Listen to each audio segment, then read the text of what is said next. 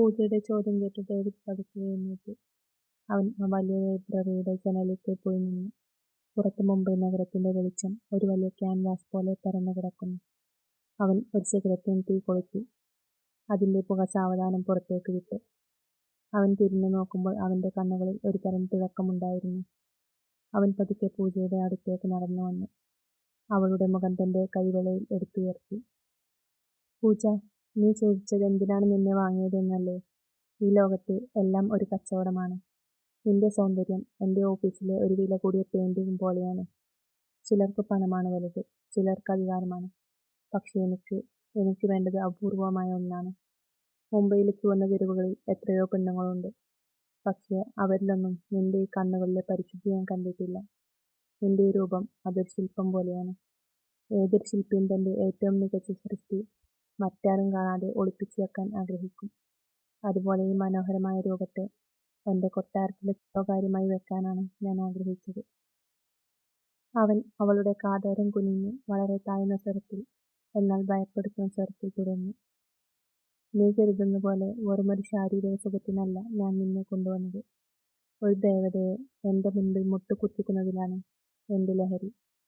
നീ എത്രത്തോളം എന്നെ ഭയപ്പെടുന്നുവോ അത്രത്തോളം എന്റെ ആവേശം കൂടും. നിന്റെ ഈ നിസ്സഹായാവസ്ഥ ആസ്വദിക്കാനാണ് ഞാൻ നിന്നെ ആ നരകത്തിൽ നിന്നും വലിയ വില കൊടുത്ത് സ്വന്തമാക്കിയത്. നീ ഇപ്പോൾ എന്റെ ഒരു വിലപിടിപ്പുള്ള വസ്തു മാത്രമാണ്. എന്റെ അനുവാദമില്ലാതെ നിനക്ക് ശ്വസിക്കാൻ പോലും കഴിയില്ല. അവൻ അവളുടെ കവിളിൽ പരുക്കനായി ഒന്ന് തഴുകി. പൂജ തളർന്ന കസേരയിലേക്ക് തന്നെ ഇരുന്നുപോയി. സ്നേഹമല്ല, മറിച്ച് തന്റെ മേലുള്ള ഒരു ക്രൂരമായ അധികാരമാണ് ഡേവിഡിനെ നയിക്കുന്നതെന്ന് അവൾ തിരിച്ചറിഞ്ഞു. രാത്രി വൈകി ഡേവിഡ് റൂമിലേക്ക് വരുമ്പോൾ പൂജ ജനലിൽ ഇരിക്കുകയായിരുന്നു. നിലാവിന്റെ വെളിച്ചത്തിൽ അവളുടെ മുഖം കൂടുതൽ തിളങ്ങുന്നു. ഡേവിഡ് പതിയെ അവളുടെ പിന്നിലേക്ക് നീങ്ങി. പണ്ട് ചെയ്തിരുന്നത് പോലെ അവളെ ബലമായി ചേർത്ത് പിടിക്കുന്നതിന് പകരം ഒരു കംഫർട്ടർ എടുത്ത് അവളുടെ തോളിലൂടെ മൃദുവായി പുതപ്പിച്ചു.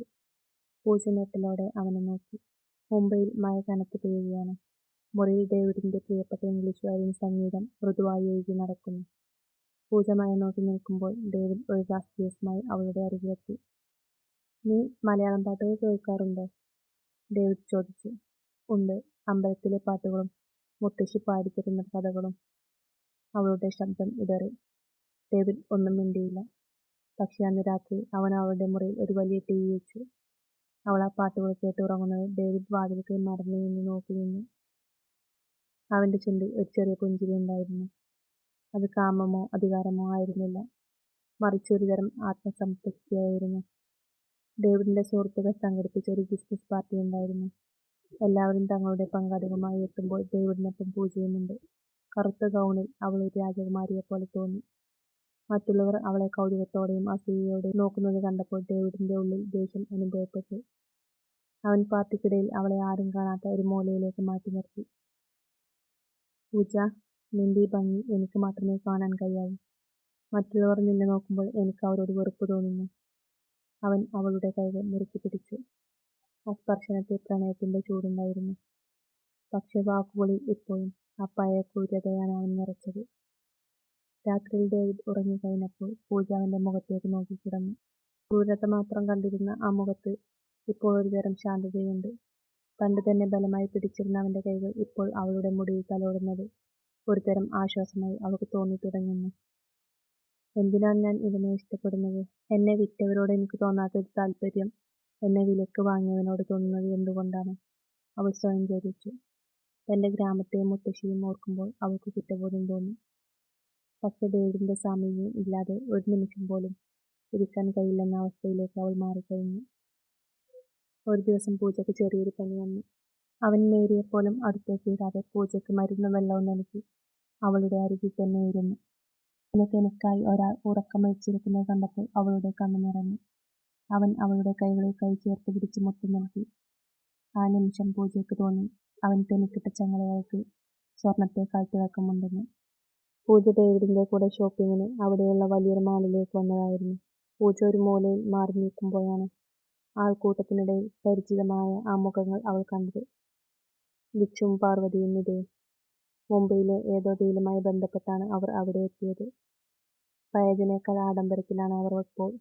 തന്നെ വിറ്റ പണം കൊണ്ട് കെട്ടിപ്പൊക്കിയ ആ ജീവിതം കണ്ടപ്പോൾ പൂജയുടെ ഉള്ളിൽ കനൽ എരിഞ്ഞു. അടുത്തു വന്ന വിച്ച് പൂജയെ കണ്ടതും ഒരു നിമിഷം ഞെട്ടി.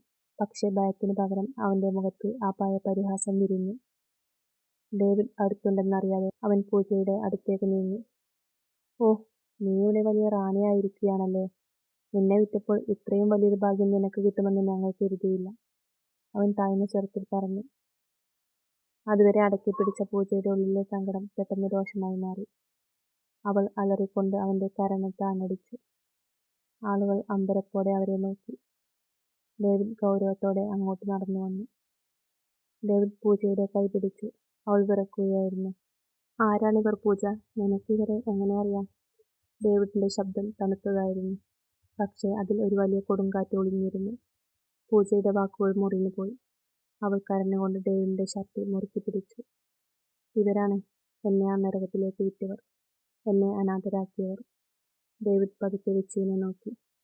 അവന്റെ കണ്ണുകളിലെ ആ നീല വെളിച്ചം വന്യമായി ജ്വലിച്ചു. വിച്ചുവിന്റെ മുഖത്തെ ചോര വാർന്നുപോയി. മുംബൈ അടക്കി ഭരിക്കുന്ന ഡേവിഡ് എബ്രഹാമിന്റെ സ്വകാര്യ സ്വത്താണ് തങ്ങൾ വിറ്റ പെണ്ണെന്ന് അവൻ അപ്പോഴാണ് തിരിച്ചറിഞ്ഞത്. ഡേവിഡ് തന്റെ സെക്യൂരിറ്റിക്ക് ഒരു ആംഗ്യം കാണിച്ചു. നിമിഷങ്ങൾക്കുള്ളിൽ വിച്ചുവിനെയും കുടുംബത്തെയും അവർ വളഞ്ഞു. ഡേവിഡ് വിച്ചുവിന്റെ കോളറിൽ പിടിച്ചു. അവന്റെ മുഖത്ത് പഴയ ക്രൂരതയല്ല, മറിച്ച് തന്റെ പ്രിയപ്പെട്ടതെന്തോ തകർത്തവരോടുള്ള അടങ്ങാത്ത പകയായിരുന്നു. "നീ പണമാണല്ലേ ആഗ്രഹിച്ചത്? നിനക്ക് ഞാൻ പണം തരാം. പക്ഷേ അത് അനുഭവിക്കാൻ നിന്റെ ഈ ശരീരം ബാക്കിയുണ്ടാവില്ല." മാൻഷനിലെത്തിയതും ഡേവിഡ് തന്റെ കരുക്കൾ നീക്കി തുടങ്ങി. വിച്ചുവിന്റെ ബിസിനസ് പങ്കാളികളെല്ലാം ഒരു രാത്രി കൊണ്ട് പിൻവാങ്ങി. ബാങ്കുകളിൽ നിന്നും നോട്ടീസുകൾ പ്രവഹിച്ചു. പണവും സാധനവും ഉപയോഗിച്ച് അവർ കെട്ടിപ്പൊക്കിയ ആഡംബരത്തിന്റെ ചീട്ടുകൊട്ടാരങ്ങൾ ഓരോന്നായി നിലംപൊത്തി. അടുത്ത ദിവസം പുലർച്ചെ ആഡംബര കാറുകൾ പാർക്ക് ചെയ്തിരുന്ന അവരുടെ വീടിന് മുൻപിൽ ലേലം വിളിക്കാനുള്ള ഉദ്യോഗസ്ഥരും പോലീസും എത്തി. അവരുടെ വില കൂടിയ വസ്ത്രങ്ങളും ആഭരണങ്ങളും എല്ലാം ബാങ്ക് ജപ്തി ചെയ്തു. നിതയും പാർവതിയും കരഞ്ഞു വിളിച്ചിട്ടും ആരും തിരിഞ്ഞു നോക്കിയില്ല. ഒരു കാലത്ത് പൂജയെ മഴയത്തും വെയിലത്തും തളച്ചിട്ട അതേ മുറ്റത്തു നിന്നും അവർക്ക് പടിയിറങ്ങേണ്ടി വന്നു. വിച്ച് തന്റെ കാറിന്റെ താക്കോൽ ഉദ്യോഗസ്ഥർക്ക് കൈമാറുമ്പോൾ അവന്റെ കണ്ണുകളിൽ നിസ്സഹായാവസ്ഥയായിരുന്നു. കയ്യിൽ ഒരൊറ്റ രൂപ പോലുമില്ലാതെ ഉടുത്ത വസ്ത്രത്തോടെ അവർ ആ തെരുവിലേക്ക് ഇറങ്ങി. മുംബൈയിലെ തിരക്കുകൾക്കിടയിൽ പൂജ തന്റെ നാടിനെ ഓർത്ത് വിഷമിക്കുന്നത് ഡേവിഡ് ശ്രദ്ധിക്കുന്നുണ്ടായിരുന്നു. അവളോടൊന്നും പറയാതെ തന്നെ അവൻ അവളുടെ പഴയ വീടും പറമ്പും രഹസ്യമായി സ്വന്തമാക്കി. ഒരു ശനിയാഴ്ച പുലർച്ചെ "നമുക്കൊരു ബിസിനസ് ട്രിപ്പ് ഉണ്ട്" എന്ന് കള്ളം പറഞ്ഞാണ് ഡേവിഡ് പൂജയെ വിളിക്കുന്നത്. ഫ്ലൈറ്റിൽ നിന്നും ഇറങ്ങി കാറിലേക്ക് കയറിയതും അവൾ ക്ഷീണം കൊണ്ട് മയങ്ങിപ്പോയി. കാർ നിന്നതും പൂജ ഉറക്ക ക്ഷീണത്തോടെ കണ്ണു തുറന്നു. മുന്നിലെ കാഴ്ച കണ്ട് പൂജ സ്തംഭിച്ചുപോയി. അത് അവളുടെ സ്വന്തം ഗ്രാമമായിരുന്നു. ക്ഷേത്രത്തിലെ മണിനാദം കേൾക്കാം. അവളുടെ പഴയ വീട് ഇതാ പുതിയ ചായം പൂശി മുറ്റത്ത് മുല്ലപ്പൂക്കൾ വിടർന്നു നിൽക്കുന്നു. "ദാ, നിന്റെ സന്തോഷമാണ് എനിക്ക് വലുത്. ഈ വീട് ഇനി നിന്റേതാണ്. ഇവിടെ നിനക്ക് ആരെയും ഭയക്കാതെ ജീവിക്കാം." ഡേവിഡ് അവളുടെ കൈകൾ ചേർത്ത് പിടിച്ചു. വീടിന്റെ ഉമ്മറത്ത് മുത്തശ്ശിയുടെ ഒരു വലിയ ചിത്രം തൂക്കിയിരിക്കുന്നത് കണ്ട് പൂജ പൊട്ടിക്കരഞ്ഞു. അവൾ ഡേവിഡിനെ നോക്കി.